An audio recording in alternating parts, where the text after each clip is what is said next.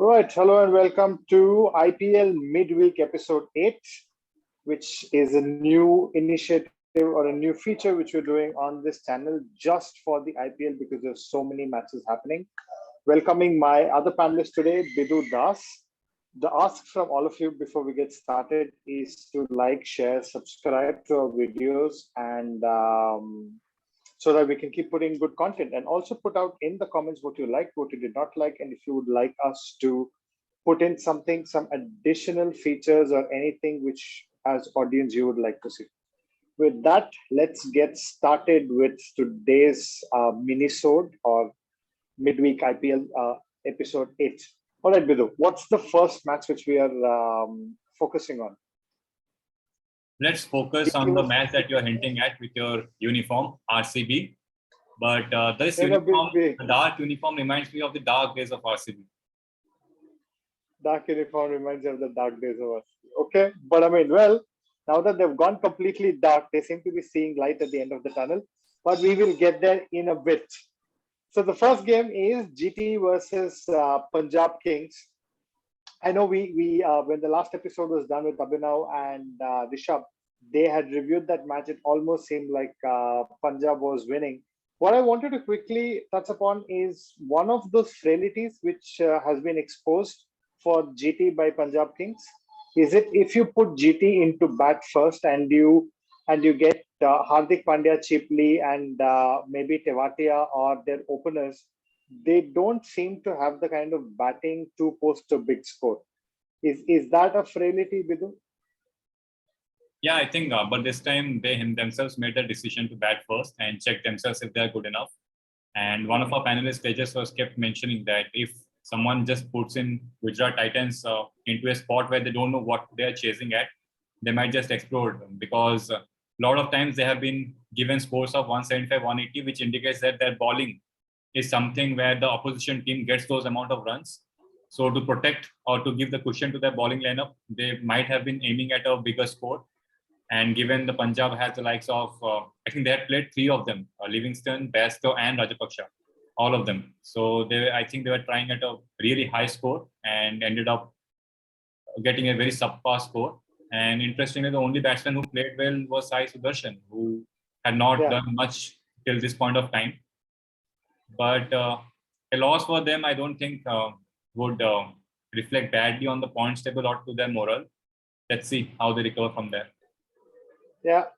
I mean, it seems to be the only second loss.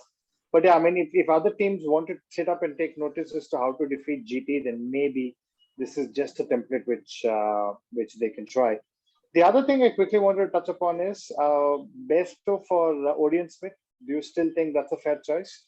Or Rajapaksa for Odean Smith? I think the philosophy that Punjab Kings have is that they have to go at over an 8 and over or 9 and over from the very beginning. And because Johnny Bairstow has not been contributing in the way he has in the IPL for SRH, I think they want one more batsman just as a cushion. You saw Mayank Agarwal was not needed, but more often than not, they are getting themselves bowled out. And with Liam Livingston, it's a 50-50 chance. Whenever he comes off, sometimes he doesn't come off. And also, Shah Rukh Khan did not do well at number 6 and 7. So I think they did not take any chances with bowling all-rounders, and they just put in more batters in their side. Yeah, sorry. Yeah, I mean, I see your point, but I still don't know if Bairstow is... I know that they dropped Mayank Agarwal down and Bairstow is on top. I'm not sure if that's a great... it's a great strategy, but I would love to see Dhawan and Mayank Agarwal at the top. And if they can't find the slot where Bairstow performs, I still think Odean Smith is a better utility player than Bairstow, but that's just my opinion. Okay, let's quickly move on to the next match. What is the next match? Is that the jersey I'm wearing? RCB versus Chennai? That's right. I would like to ask you, do you realistically see RCB now having a shot at top 4? I won't say championship right now. I'll just stick to top 4 right now. Right now, they are at 5th, although they have a very, very, very bad net run, but they still... And they have 3 more matches. 3 more matches, out of which they have to win at least 2. They have a game against SRH. They have a game against PBKS, and then they have a game against Gujarat Titans. Right. So they are at 12. Yeah, I think against SRH, if they bat first, or if they they can then try and win that game. I think realistically they should win against SRH and PBKS, and GT might be a 50-50. But yeah, as a diehard RCB fan, I still hope they'll make it to the last four. See, because the bowling unit is working fantastically well. Game after game, I think Hazelwood is showing how good he is, right?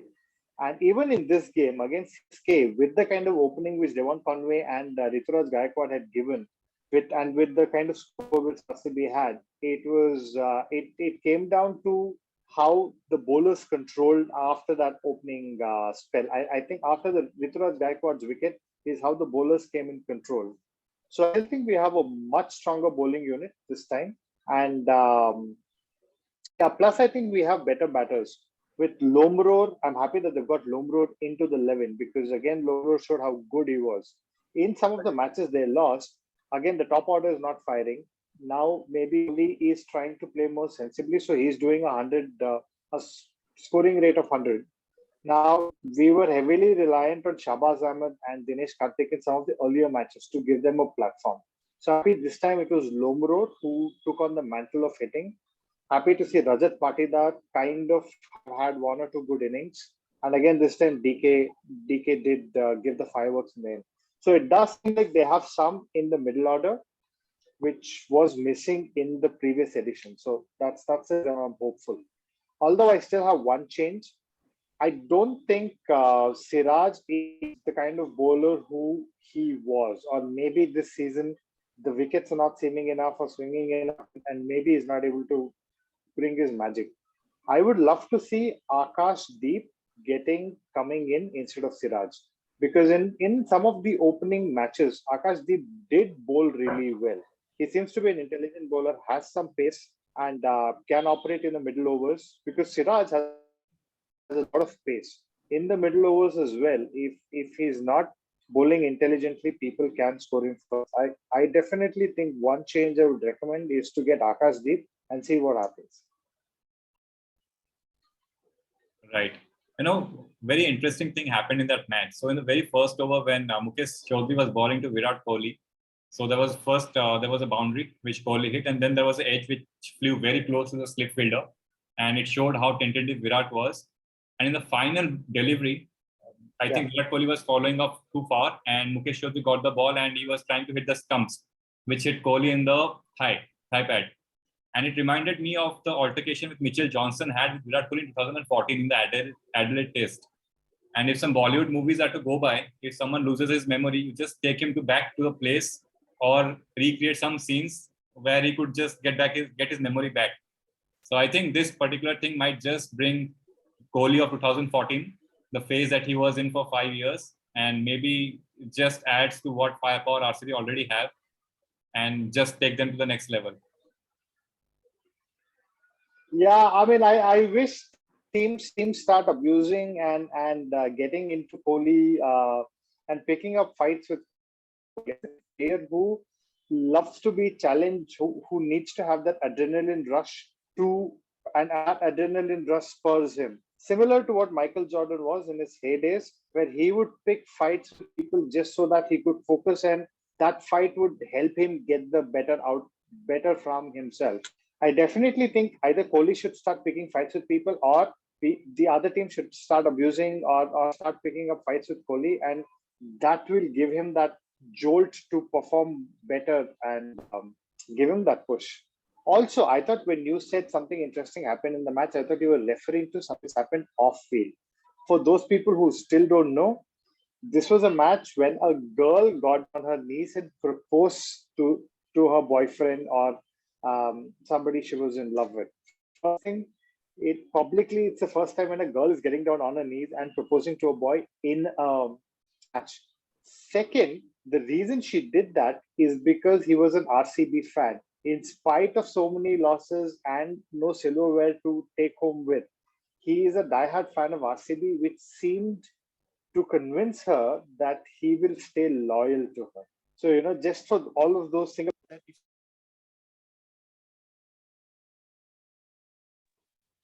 sorry, if you want to prove that you are loyal, then I think you should just start supporting RCB, irrespective of what the results are. And you never know, Lady Love will find you around the corner. Wonderful observation. I'm sure some incident happened during the Gujarat match also, but I don't know who initiated that. But definitely this time around, it was an initiation from the female side. But I think that has also led to some news about the women T20. Something I think is getting initiated now as well for the women's players. I didn't know what happened in the Gujarat match, but do you know what happened? Yeah, I think some couples either proposed with Hardik Pandya, like ensuring the cameraman should focus on them for a while, and he stopped the play for Gujarat. He asked the bowler to just. Oh, really? Yes, and they did get that 3 seconds of attention from everyone in the field. Oh my God, not bad, not bad at all. And I mean, I think Gujarat Titans and Hardik Pandya should get that extra points in the fair play award, right? To just be fair to everybody who's outside the field and give them the 3 seconds attention because they are about to do something extremely important in their life. But okay, that's interesting. But sorry, just going back to the RCB versus. Staying with RCB, just one point I wanted to again ask you: like, did you get surprised by how Maxwell was not used till now? Because Maxwell was a chief wrecker in havoc. He took 2 wickets, 2 top order batsmen of CSK. And I remember one of the seasons when Maxwell was playing for Punjab Kings. He was playing because he was a 4 overs bowler. He contributed absolutely nothing with the bat. And RCB had till now held Glenn Maxwell back. I think with pitches drying up, I think he can be a 3 overs bowler for RCB now. Yeah, and I think if Maxwell continues to perform, then I mean, we have 7 bowling options now. For the first time in my life, I've seen RCB having 7 bowling options. There's Shahbaz, there's Maxwell, there's Wanedu Hasaranga, Hazelwood, Harshal, Siraj, and who else am I missing? Yeah, 6. Maybe there was a 7th option as well. Yeah, Virat Kohli can bowl. Arijit's favorite bowling action. But yeah, I mean, 6 bowling options, and I definitely, and that's one of the reasons why they are able to put in that extra batter in, which was in Mahipal Lomror. I think Lomror can bowl as well, isn't it? Mahipal Lomror can bowl, and the good thing is, even though he has played less number of games, he has been associated with IPL for last 4-5 seasons, a lot of seasons with RR. And Bangalore have this habit of producing these players. I remember KS Bharat was that number 3 batsman last season. Couple of seasons back, they had Sarfraz Khan in their lineup. They also had a Sachin Baby somewhere in between. But I think as a franchise, they should hold on to these small, like the uncapped players, rather than just letting them go after one season, so that they can build a connect with the franchisee. Because they're talented enough. I saw Mahipal Lomror really well. I would agree. I mean, I was really sad to see KS Bharat go out because he seemed to be playing well in that one down position, and I thought he was a good wicketkeeper as well. I think the likes of Rajat Patidar, the Suyesh Prabhudesai, Mahipal Lomror, I definitely think they should hold on to them and then groom them, because you never know, some of these with consistent chances can become the next Sky and can become the next Ishan Kishans and whoever, right? But yeah, I mean, that's something which I would love to see Bangalore do. Brood in, or have a good solid Indian middle order, which was a template which CSK always used, and which have kept them in good stead for the seasons when they won, because they had a good solid Indian middle order or a core group which used to always perform. But that reminds me, CSK again, they seem to have done well by getting Devon Conway to open. A left-right combination seems to be working. But other than that, I don't think that middle order of theirs is there anymore. Ambati Rayudu sometimes may play, may not play. Jadeja again is not firing. Too much pressure on Dhoni, would you think? Yeah, you pointed out rightly. For the last couple of seasons, CSK do not look the side who have an aura of invincibility anymore. Although they won one of the seasons last time, but they still feel I still feel that CSK, if other teams can look at them, they feel that they have a chance to defeat CSK. More so in this particular tournament, because one interesting thing happened after the match against SRH. Dhoni commented that there was enough indications given to Jadeja that he was supposed to be captain in this season. Although for the external audience, it came at a crucial juncture just before the IPL, but Jadeja had enough hints that he is going to lead some of the matches.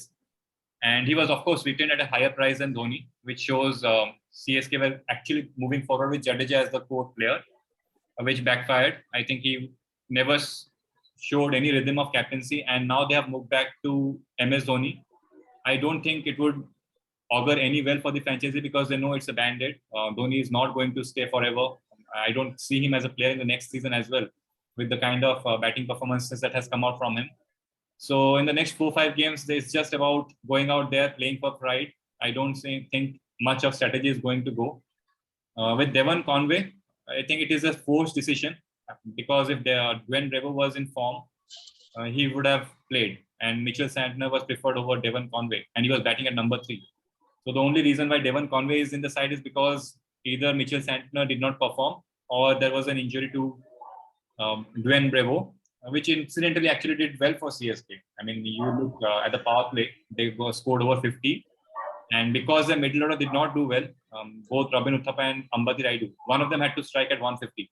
Because when you leave some 11-12 runs to get at the back end with 4 overs to go, Dhoni has lost that touch where he can just take the team home. You don't have a Sam Curran. So Jadeja is not playing well. So they cannot leave 10-12 runs. Yeah, that's a good point. What happened to Sam Curran? Sam Curran is commenting in ESPN Cricket for IPL matches. Oh, really? I think he got injured, or probably the English contingent who are playing test matches, Ben Stokes, Sam Curran. I think Jason Roy got injured, Mark Wood got injured. They all got paid handsomely. Very difficult to have English players in IPL. They either get injured or some test matches is going on and they just focus on that. They just focus, yeah. Also, I mean, I know Deepak Chahar was a big loss for CSK, but also it's another reason to not just be reliant on one star player. Because, if they don't perform or they get injured, then what do you do? There has to be a plan B. Okay. Let's move on from RCB CSK because I know that was the highlight of our show.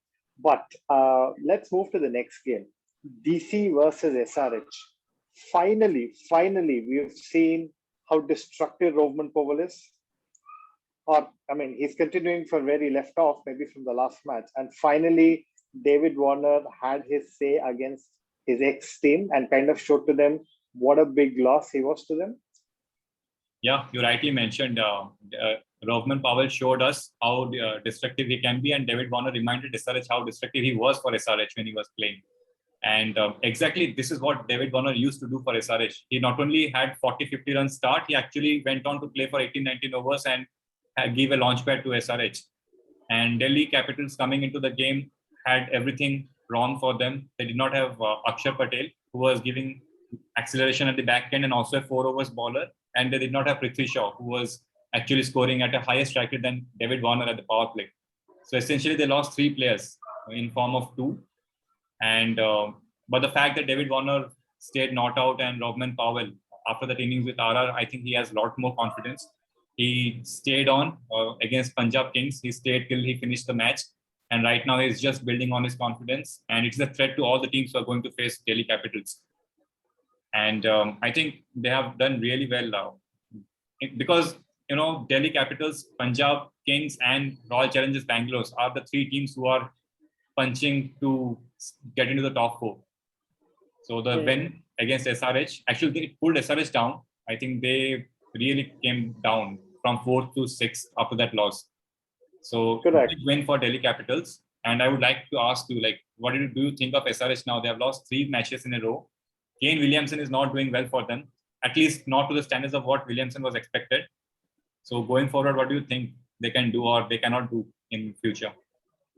I was still surprised that they got Kane Anna to open, right? I mean, Kane Williamson is a good one-down batsman who can, if there are quick wickets, he can then come 1 down, 2 down, control the innings and everybody bats around him, right? For that to happen, they need explosive talent around Kane Williamson. So I'm still not 100% with the idea of Kane Williamson opening, because I think it puts a lot of pressure on him to score quickly, and that is not his natural game. So I ideally think they should probably push Rahul Tripathi to open and get Kane Williamson one down, and see if that works. Rahul Tripathi is in a good form and he can hit the powerful shots. Why don't you just unleash him and say you go out in the power play, just two fielders outside, go hell for leather, and see what happens. If you get out, you get out. That's fine. So you are given the freedom to go hell for leather, and if it comes off, then they are at a great power play score. Who partners Kane Williamson? I can't remember who is the other opener. So actually, Abhishek Sharma is the other opener, and he has been actually in a better form, at least in terms of strike rate, than Kane Williamson. Kane Williamson is someone who takes time in the power play, and for the games that they won, first thing they were chasing low scores. When I say low scores, it's from 150 to 180, and Abhishek Sharma was the chief enforcer in the power play. He fell short in this particular innings. And coming to opening slot, I think the other candidate, apart from Rahul Tripathi, as you mentioned, is Washington Sundar. Again, he got injured. So, yeah, so SRH are again a team who are actually having problems with the injuries to some of the key players. Correct. I mean, also see, they have Aiden Markram coming 2 down, Nicholas Puran coming 3 down, right? Now, again, if you want quick runs, if you want to either push Rahul Tripathi or you can look at Aiden Markram. Again, right-left combination, Aiden Markram, Abhishek Singh, one of them will fire, they get quick power play runs. Then, and Aiden Markram is in form. He's been scoring pretty well. So you have Kane Williamson coming 1 down or 2 down, depending on the match situation, and then Rahul Tripathi and Kane Williamson switching places. And then if they all fall, if there's still some scoring to be done, Nicholas Puran is there, 3 down. And then they have a Shashank Singh. I think they should try and tinker with their opening combination and then try and see if they can go aggressive, because their middle order is solid, but it's that opening which is kind of killing them. And they can't drop Kane Williamson because he's the captain. They don't have any other captaincy material. Maybe they have Nicholas Puran now that he's announced as the West Indies captain, but I don't know if they want to do that. But yeah, I mean, their bowling is to die for. Bhuvi, Natarajan, Marco Janssen, yes, but I don't think they played him in the last match. Bowling wise, I think Bhuvneshwar Kumar was commendable. They played Karthik Tyagi in the last match and they brought back Sean Abbott. I think it was the first game in IPL for Sean Abbott for SRH, and they had Shreyas Gopal, who is again a very, I would say in terms of IPL, a very experienced bowler. Handy spinner. Yes. So I'm not sure why they brought in the changes. Was it because of injuries to some others? Washington Sundar was injured, but I'm not sure in whose place Sean Abbott came in, but his performance was not up to the mark. Marco Janssen. Yes, Marco Janssen again is I think the game against Gujarat Titans, where he got heavily bashed at the end, would have changed the decision, because he's a very good power play bowler, and they have really two good power play bowlers in Bhuvneshwar Kumar and Umran Malik. So they thought maybe Sean Abbott can come in at the back end to stem the run flow, but I don't think it went according to the plans. Correct. Yeah, I mean, Delhi seem to have bossed that game. Okay, now moving on from Delhi SRH to what is happening today. Finally, Mumbai Indians, I think, posted 177 odd, and the last I saw, Gujarat Titans were at 50 odd or 60 odd in the power play. Tell me something. What is Wriddhiman Saha having for dinner or for lunch or whatever? Something has fundamentally changed inside him. He seems to be hitting at a strike rate of 150 odd. Yes, and just talking about Wriddhiman Saha in IPL, he has been associated with a couple of franchises. He was with Punjab Kings, then he moved on to SRH, and he is not someone who has been dropped because he was performing badly for any of these teams. I remember when SRH had Wriddhiman Saha, they had a top order of David Warner, Jason Roy, Johnny Bairstow, and Kane Williamson. So in this lineup, you could never put in Wriddhiman Saha at the top three, and he is not a finisher. So that was a problem with him in SRH franchisee. With Punjab, he did open, and in one of the IPLs where Punjab reached the finals, he was the chief run scorer in that particular match. So he's just continuing delivering runs, but because India has a lot more keepers who are either much more gifted or probably rated more highly. You just list down, you have Rishabh Pant, you have Ishan Kishan, Sanju Samson, Dinesh Karthik, MS Dhoni. So in that pecking order, Ridhiman Saha is always down. But for any team, he is a good enough batsman if you just want to fill in one Indian at the top 3-4. Again, he can only bat at top 4. If you have a place for him at top 4, he can contribute immensely, but he doesn't fit in anywhere else in the batting order. Correct. And that is where I think Gujarat Titans management and just the thinking was fantastic. Said, hey, wicketkeeper, you open with Gill. Matthew Wade did not perform. They said, okay, fine, let's replace him with another keeper, which is Ridhiman Saha, and got him to open. And they seem to be having their head in the right space. They're saying, we have one solid opener, then we can try and get another dasher, which is a wicket keeper, and everybody else follows. And they have also done great by getting Hardik Pandya to go one down, two down in most cases. So yeah, interesting to see Saha's renaissance. Yeah, I mean, if you see at Gujarat Titans team and the players that they have, they are not the first choice player for any of the teams that they play for. The best player in that team is David Miller, who doesn't fit into the South African side of late. But the management have trusted them with some kind of empowerment, I would say. And when you have a team of such kind of players, it can go either way. Either they won't perform and they will be languishing at the bottom, or they would feel that we are the ones who need to stretch our performances and deliver a little bit higher than what we are capable of, because we are the only ones who can take the team to the finals or to the top 4. And we are not going to get dropped if we don't perform. But the only thing that is going to affect is the franchising. So, and I think everybody is performing one level up than what they used to perform. You see Subman Gill from KKR and Subman Gill here. You see Hardik Pandya was not bowling in the last 2-3 years. He is coming in, he is bowling. You see Rashid Khan, he is coming really well with the bat. Of course, he's a great bowler. But in terms of batting, consistency of Rahul Tewatia and David Miller for this franchise is... So I think overall, as a team, I can give a lot of credit to the management, Gary Kirsten, Ashish Nehra, for putting in that belief in the team that these are the guys who do have the potential to actually win games consistently. Yeah. I mean, they like I think you mentioned in one of the games, they are like the RR of 2008. Again, not big names, but collectively as a unit, they punched above their weight. Today also, like I just squeezed in the score. I think they are 117 for 2. So well on course to chase the target of 178.